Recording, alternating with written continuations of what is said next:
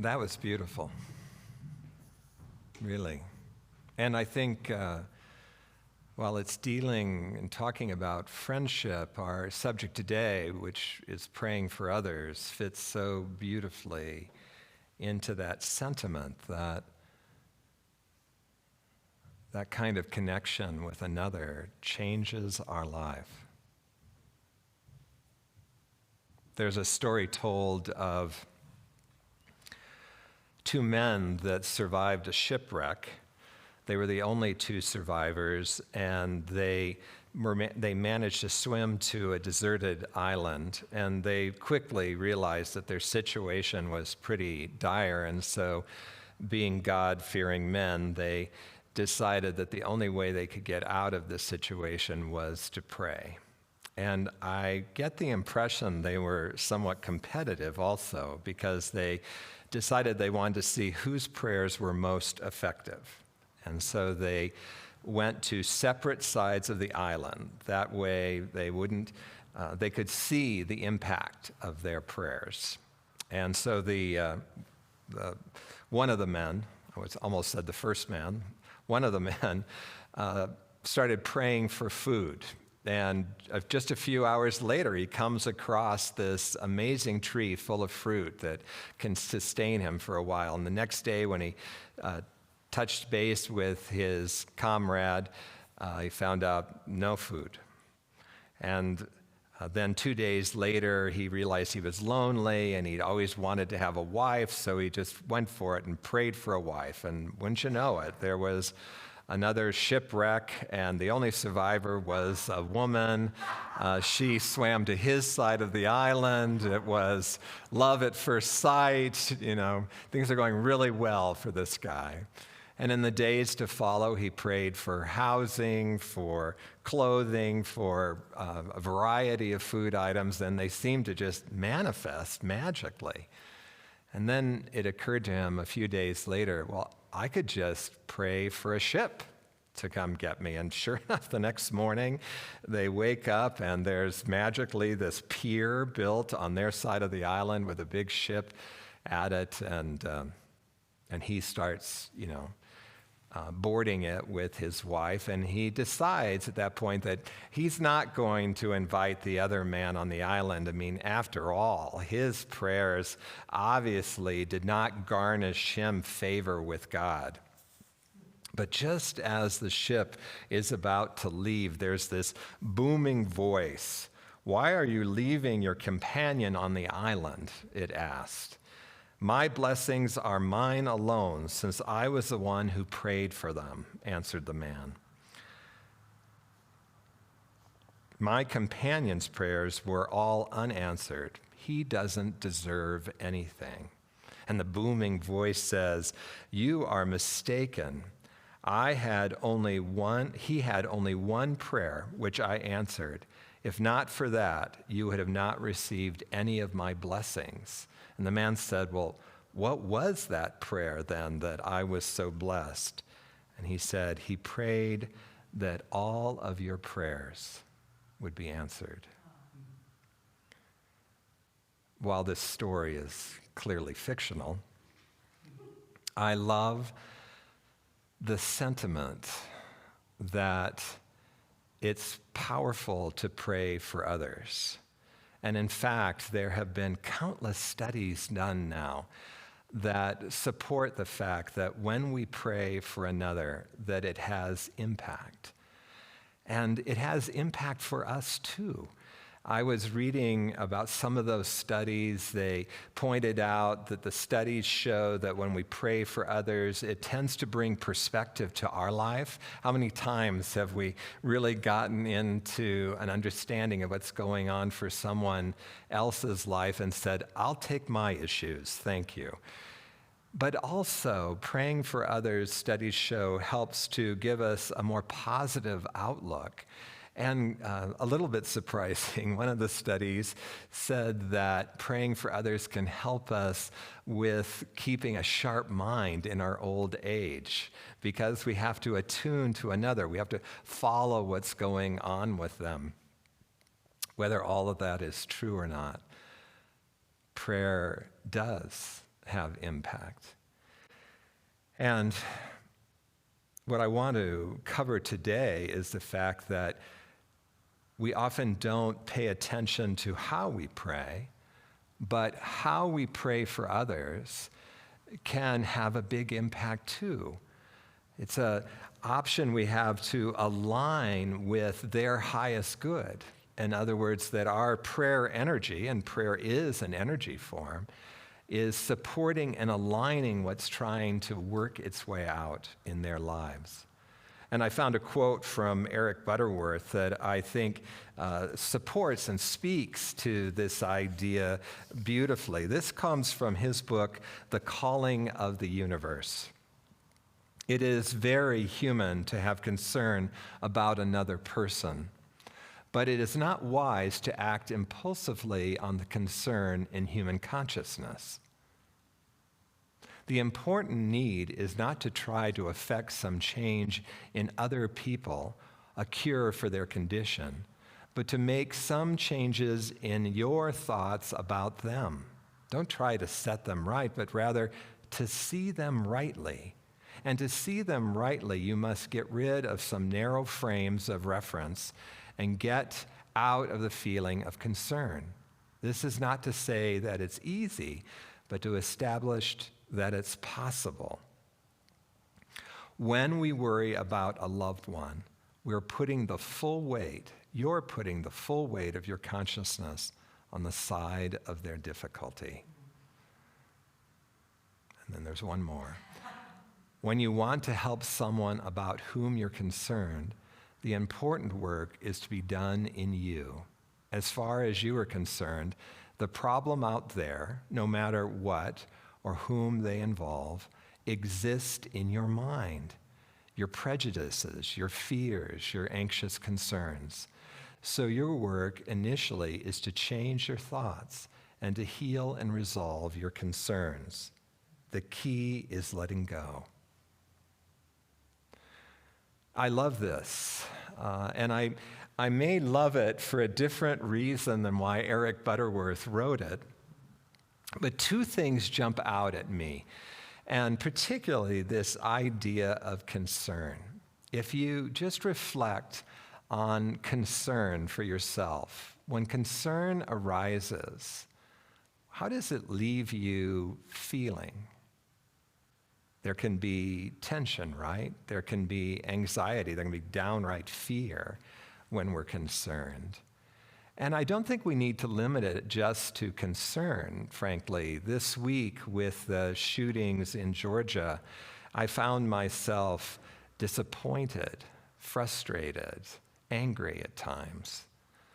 All of these reactions that we have are very human, and especially when someone is dear to us, it can really bring us into strong emotion, strong reaction when things are happening to the people that we love. But what we may not realize is that reactivity has a way of taking us out of the presence, of being present to what is happening. Presence, you see, is the aspect of us that does the work. What is presence? Presence is our very nature. We are individualized expressions of God, and God is a presence. In Unity, we say there is only one presence and one power in the universe, God the good. And we are the living expression of that. And so when we are able to be present with another, we are operating from a place that supports their presence. When we're caught in the situation and in reaction and trying to pray from that, Butterworth sort of leaves us to believe that we are actually hindering the situation. I don't know that I get that. When I find really grounded in myself, when I find myself present, I find myself lifted above the circumstances of my life. I find myself feeling freer, more expansive.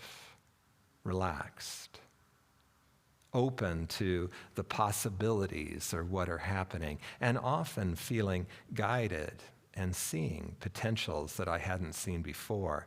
It doesn't seem to be impacted by the circumstances of life.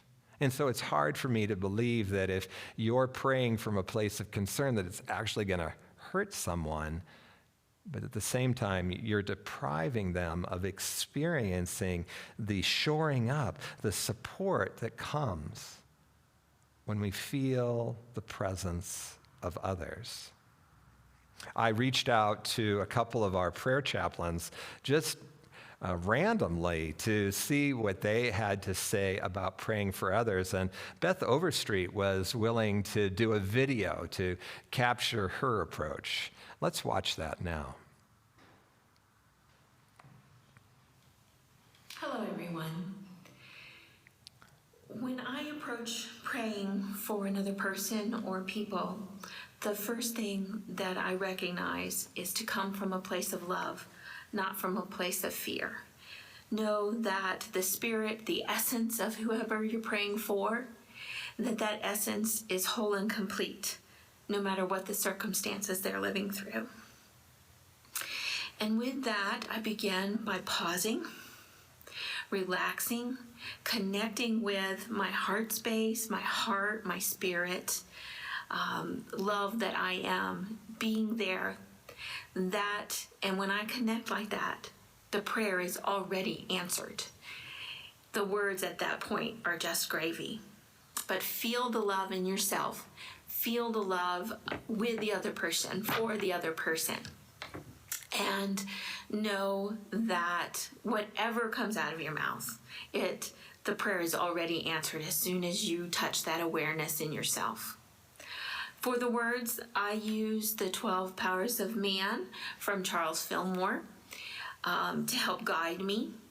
I focus on the person's innate faith, their wisdom, their strength, their love, their imagination, any of the powers to help me find the words to support them in the intention of the prayer coming from love. And know that no matter what words you say, the prayer has already been answered and that you cannot do it wrong. I bless you all. Thank you. I love that Beth, first of all, starts by bringing herself to a centered, grounded place, a place of presence, and then simply says to us, when I focus on the person, the prayer is already answered. That's exactly what I'm talking about, that she is allowing her presence to meet the presence of the other, to support the other. Now, our prayer chaplains spend a lot of time praying face-to-face or phone to phone with other people.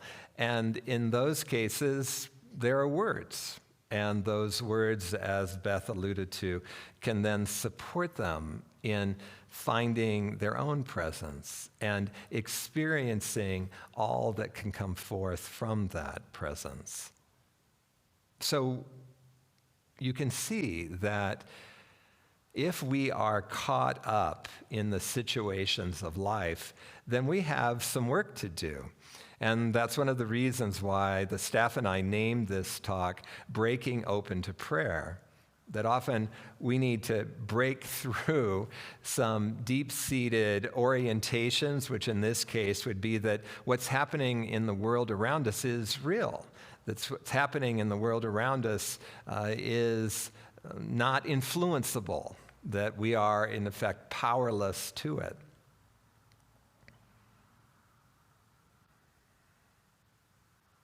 And really, as I reflected on it for myself, I could understand why Beth pointed out that she works on supporting people with their orientation towards faith. That it's really an issue of faith. There's a story in the Bible that's told of Jesus. Jesus actually had just been returning from Capernaum, and there he had healed someone. He had healed a man of some kind of skin disease, and he had said to the guy, just keep this on the down low, will you? Don't tell anyone that I did this. And it made me kind of chuckle when I read the story. It's like, was Jesus maybe a little ambivalent about the incredible power, manifestation power he had? Or, what was going on for him that he asked the man to keep it quiet? As he was traveling, Jesus then was invited into a family's home. But the word got out that Jesus had cured this man of this disease. And before you knew it, not only was the house crowded with people, but the entire front of the lawn, front door and lawn were just packed with people. You get the impression there were hundreds of people wanting to experience this man, Jesus. Well, 4 men showed up, and they were carrying a friend of theirs who was paralyzed on what the Bible said is a pallet. You can imagine that it's, like a stretcher or a gurney that they were carrying him with. And seeing this huge crowd, they were undaunted. They found a way to get up on the roof of the house, and they tore back some of the shingles. It has to make you wonder what the owner of the house was thinking at this point. And they lower their friend right down into the room where Jesus was. And if we pick up the scripture at that point, it says, and when Jesus saw their faith, he said to the paralytic, my son, your sins are forgiven. Now let's just spend a moment with that. Remember when the Bible says sins, that it's talking about missing the mark. And so basically what Jesus is saying is, whatever it is that's occurring in your life, whatever may be influencing the manifestation of your health at this point, it's forgiven. And then he tells the gentleman to get up and take his pallet and walk. And he did just that. A pretty amazing expression of healing. But I want to take you back to the words in the Bible. And when Jesus saw their faith, it makes you wonder if he's even talking to the paralytic, or if he isn't looking up and speaking to the 4 men standing on the roof who have just lowered their friend. And yes, their faith would have been in Jesus, but metaphysically, when we experience Jesus referred to in the Bible, it's talking about our faith in our true nature, our faith in who we are as a spiritual being.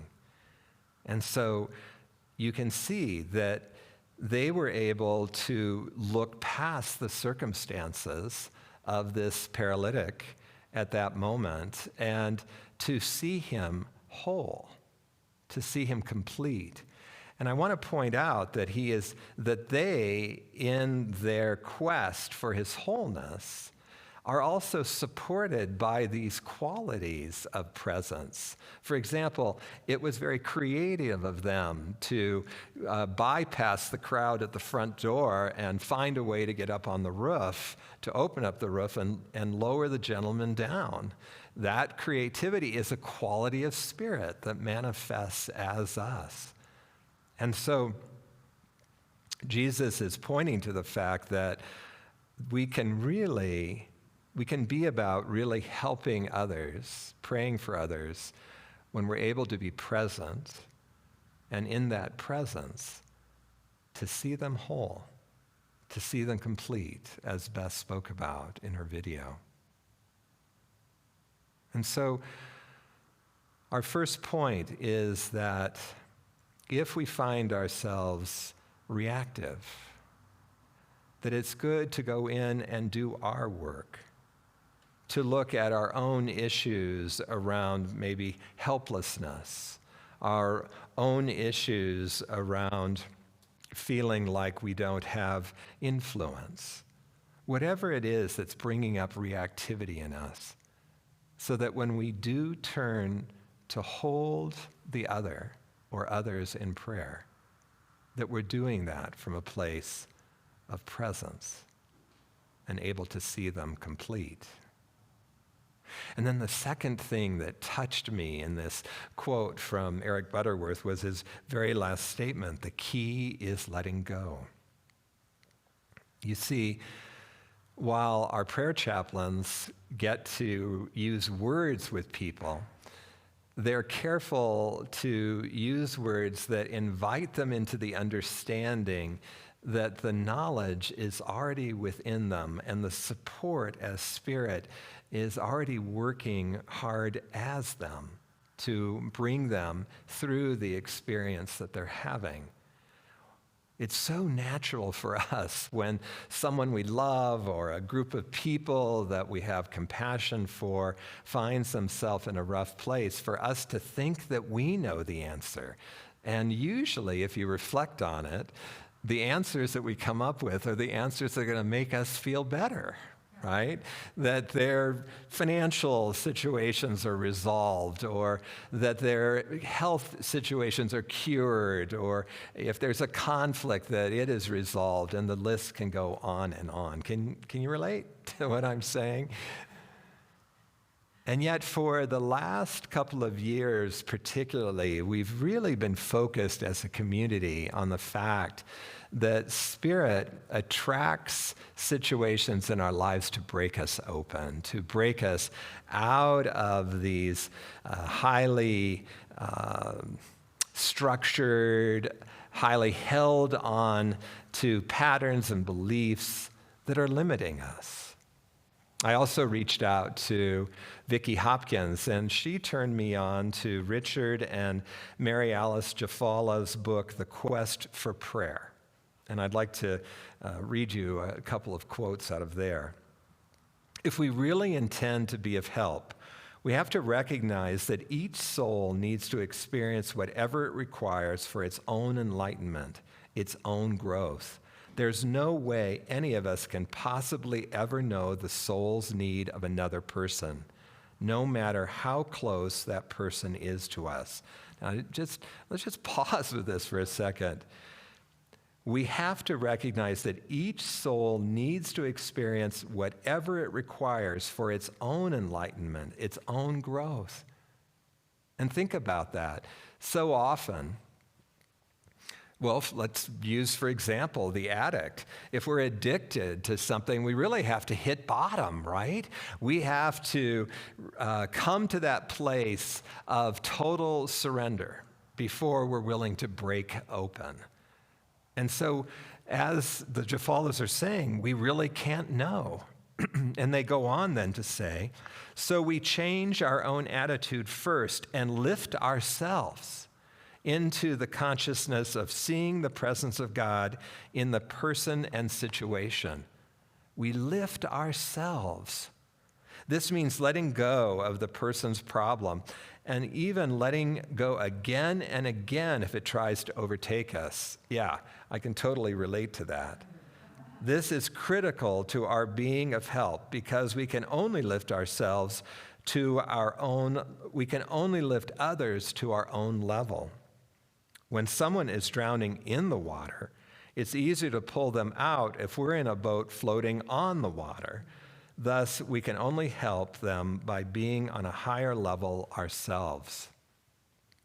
This is the power of doing our own work and coming back to that place of presence. Because you see, presence is that place of higher power. Presence is being in the boat and being able to lift them up. My partner Stuart and I have just returned back from 3 weeks in Arizona. We went down. Initially, we thought we were going down for a little vacation. But then in the weeks prior to us leaving, we were beginning to get some information from people close to my father and his wife that all was not well, that aging issues were starting to catch up with them. And when I arrived, it was very eye-opening. I arrived to a house that was dirty, to health issues, they're not being addressed, and an incredible amount of stubbornness on my parents' side. And maybe, I was up against my own stubbornness, right? And I found myself regularly having to come back to taking a deep breath, reminding myself that my parents were on their own journey, that Spirit was hard at work in their lives, and that I was here only to support that journey. Now, that doesn't mean that we don't do anything. We worked to get their house cleaned, and not just cleaned once, because none of my brothers and sisters live near Arizona, but we reestablished the regular cleaning of their house with a service. We got support in for health issues. We hope we had some influence on my stepmother's letting go of driving. There were so many things to be addressed, and so many times I felt powerless, afraid, frustrated. But when I could come back to just even sitting in that realization that both of them at a spiritual level were already whole and complete, and that they were breaking open to that awareness in a way that I was not clear about, but life was clearly having its way with them, then things began to allow me to be in a place of power, a place where I no longer was coming at it from a scared child, but from an adult that could offer support, that could simply be a presence that was undeniable. I loved what Vicki Hopkins had to say when she and I had a conversation on the phone. She also, similar to Beth, said that when she's getting ready to pray for someone, she turns within and waits for the silence, waits for that presence to arise. And then she brings the person into her heart. She focuses on the person, not on the person's problem, not on the situations of their life, but who and what they are as a complete and whole spiritual being. And then in the words, she tries to focus all the words on reminding them that what's needed is already possessed by them. All the qualities of Spirit, the 12 powers that we teach about in unity, to remind them that it is working out through them, as them, that they too are not powerless in this situation, but instead powerful. And then she said, I don't know what they need, but Spirit does. And I am simply there to add my consciousness to theirs. This is the power of praying for another. It's important for all of us to remember that things are going to happen to the people that are dear to us. Things are going to happen to people we don't even know that are going to pull on our belief system, push against those deep-seated beliefs for us. And while we want to be of service by being in prayer for others, that it's important that we first do our work, that we be willing to inquire into what's going on for me. One of the things that I wanted to tell you is we've started another practice session with the RAIN process, or with what I call inquiry. And we had our first session on Wednesday, and one of the things that we all got to see was that our process goes deeper when we do it in the presence of others. You see, it's that presence supporting the presence, and presence is always about bringing the truth to the service. Jesus said, where 2 or 3 are gathered, or where 2 or more are gathered, there I am in the midst. There is all the power of presence doing its work. And so when we are willing to really come to that place of presence, to break open whatever it is that needs to be broken open in us, and then to allow that presence to be focused on the other, with no need to impose our idea of what needs to happen, but instead to let our thoughts and our words be only of supporting them through the process of their soul, so that they too can experience the wonder of the freedom, the spiritual maturity, the light that is our true nature. I want to invite you into a time of meditation with me. And I simply want to lead us into this time. Well, let's first take another deep breath, shall we? And again, it's good to practice what it takes for us to come back to presence. You may have noticed I just put my feet firmly on the ground. I find that helps me to be present. You may be someone that crosses your legs up underneath you, another position that speaks to presence. As we now move into just a quiet place of the silence, if we were to use Vicki Hopkins' terminology, moving into our heart, as Beth reminded us, well, both of them reminded us, allowing ourselves to just simply be. You see, we don't need to solve the issues of the world. We're simply asked to be present and to be open to our guidance so that our actions be inspired, that our actions be grounded in love and the intelligence of the universe. And then from this place, I want to remind you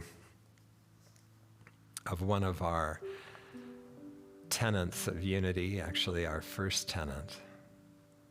There's only one presence and one power in the universe, God, the good. There's only one presence and one power in the universe, God, the good. And we allow ourselves now to rest in that realization.